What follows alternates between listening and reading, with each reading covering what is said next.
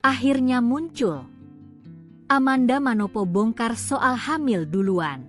Artis Amanda Manopo menyikapi dengan santai tudingan miring warganet yang menyebutnya hamil duluan. Tudingan itu bermunculan efek Amanda Manopo menyatakan hamil setelah sebulan menikah dengan aktor Kenny Austin. Diketahui, Amanda Manopo dan Kenny Austin menikah pada tanggal 10 Oktober 2025. Di satu sisi, dia mengumumkan kehamilan tersebut baru-baru ini di akhir November 2025. Amanda menyikapi tudingan miring netizen dengan santai ketika live di TikTok baru-baru ini. Saking kesalnya, Manda terpikir untuk meminta Sarah Wijayanto menyantet netizen-netizen yang berkomentar miring. Di sisi lain, adik Angelika Manopo itu juga meminta netizen untuk tidak mendoakan hal buruk terhadap calon anaknya sebab calon dia tidak punya salah apapun.